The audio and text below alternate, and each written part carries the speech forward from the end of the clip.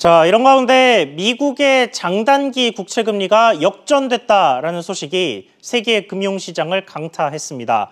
채권은 돈을 갚아야 하는 회사나 국가에 무슨 일이 벌어질지 모르기 때문에 만기가 길수록 금리가 높은 게 정상인데 지금 상황은 그 반대가 됐다는 얘기죠. 금융권이 금리 역전에 이렇게 민감하게 반응하는 이유는 과거 이 같은 현상이 발생하고 나면 미국의 경기 침체가 뒤따랐기 때문입니다.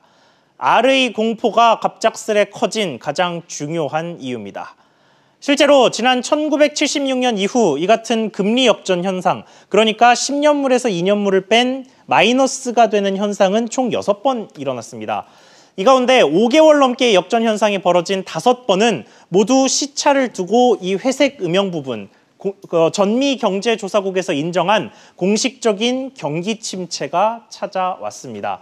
다만 1998년 6월 바로 이 구간인데요. 이때 당시 금리 역전 기간이 한 달에서만 그쳤을 때에는 불황이 찾아오지 않은 적도 있었습니다.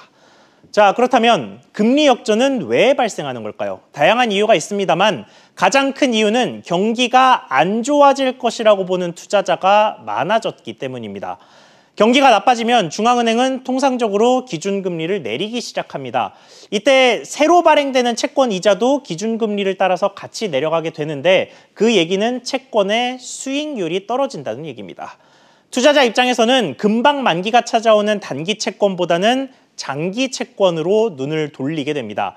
금리 인하기에는 단기 채권이 발행될 때마다 수익률도 내려가니까 상대적으로 장기 채권이 낮다는 판단 때문이죠.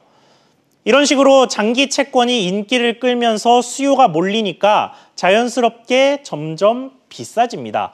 대표적인 게 미국의 10년물 국채인데 비싼 돈을 주고 사야 하는 만큼 앞으로의 수익, 그러니까 금리가 결국 낮아지게 되겠죠.